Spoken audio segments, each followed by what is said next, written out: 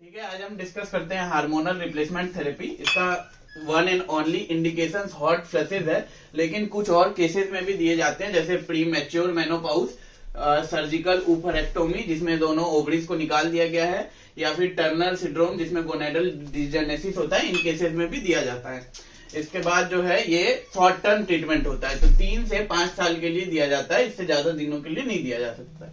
और ये जो है with in 10 years of menopause दिया जा सकता है। इसके बाद इसका रूट जो है या तो इंट्रल ओरल जो कि हो गया, या फिर पैरा इंट्रल में ट्रांसडर्मल होता है।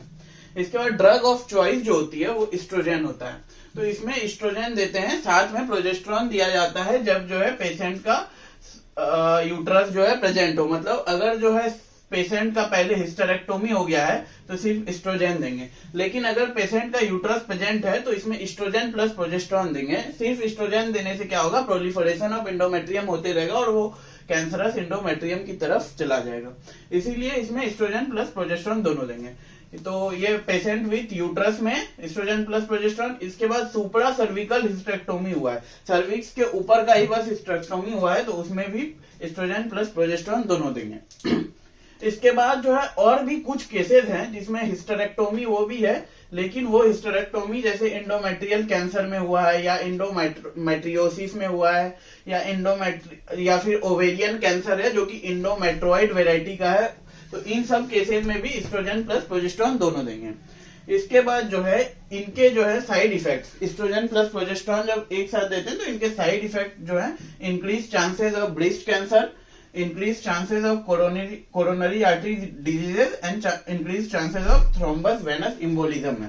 तो ये सब कॉन्ट्राडिकेशन में भी आ जाएगा कि इन सब केसेस में ये HRT नहीं देंगे, और भी कॉन्ट्रा इंडिकेशन है। इसके बाद जो है ये इसमें एस्ट्रोजन की मेनली ड्रग ऑफ चॉइस है, तो एस्ट्रोजन का ही फॉर्म है एस्ट्राडायोल, टेबलेट एस्ट्राडायोल जो कि 1 से 2 mg पर डे देंगे, या फिर कंजुगेटेड इक्विन एस्ट्रोजन जो कि ये भी एक फॉर्म है एस्ट्रोजन का, ये 0.65 to 1.25 mg per day tablet के फॉर्म में ये भी देंगे। टेबटिवोलोन, इसमें एस्ट्रोजन तो रहता है, इसमें थोड़े अमाउंट में प्रोजेस्टेरोन भी रहता है, तो ये 2.5 mg पर डे देंगे। इसके बाद जो है SERM, SERM oestrogen receptor modulator, जिसमें ड्रग्स जैसे रेलोक्सिफिन आते हैं, तो इसकी 60 mg पर डे देंगे।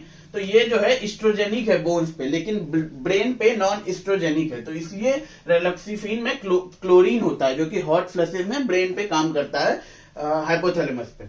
इसके बाद जो है कुछ प्लांट एस्ट्रोजेंस होते हैं जो कि सेफ होते हैं लेकिन इफेक्टिव कम होता है, तो वो भी दे सकते हैं। इसके बाद बोन्स के लिए बायफॉस्फोनेट्स दे सकते हैं जो कि नॉन हार्मोनल है, लेकिन ऑस्टियोपोरोसिस के ट्रीटमेंट के लिए काम आता है। इसके बाद कैल्सीटोनिन जो है वो ओस्टियोक्लास्टिक एक्शन को कम करता है, तो ऑस्टियोपोरोसिस के चांसेस कम हो जाएंगे, तो कैल्सीटोनिन भी दिया जाता है।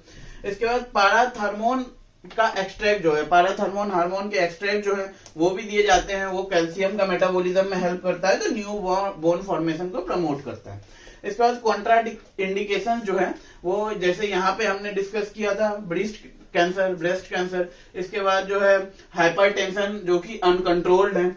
इसके बाद अनडायग्नोज्ड वेजाइनल ब्लीडिंग है, या कोरोनरी आर्टरी डिजीज है, स्ट्रोक है, वेनस थ्रोम्बोएम्बोलिज्म है, प्रेगनेंसी है, या स्मोकर मोर देन 35 इयर्स की एज में स्मोकर फीमेल है, या फिर जो है कोलेस्ट्रॉल जो है सीवियरली इंक्रीज्ड है, या लीवर डिजीज है, डायबिटीज है वेस्कुलोपैथी के साथ, या फिर माइग्रेन है, तो इन सब केसेस में भी HRT का यूज नहीं करेंगे। HRT का मेन इंडिकेशन हॉट फ्लशेज है, इन सब केसेस में भी HRT दिया जा सकता है। और HRT का एक और जो है सिग्निफिकेंस वो है कि फीमेल जो है कॉस्मेटिक पर्पज से यूज करती है वेस्टर्न कंट्रीज में, तो जैसे रिंकल्स आने लगते हैं बॉडी पे आफ्टर मेनोपॉज, तो वो सारी चीजें जो है वो HRT के बाद थोड़ी सी उन सब चीजों में रिलीफ आती है, तो फीमेल की चार्मिंग जो होती है, फीमेल्स ग्लो करती हैं, तो वो थोड़ा कोलाजन का फॉर्मेशन सही रहता है, कोलाजन डिक्रीज नहीं होता है मेनोपॉज के बाद, तो इस वजह से HRT का वहां भी यूज होता है।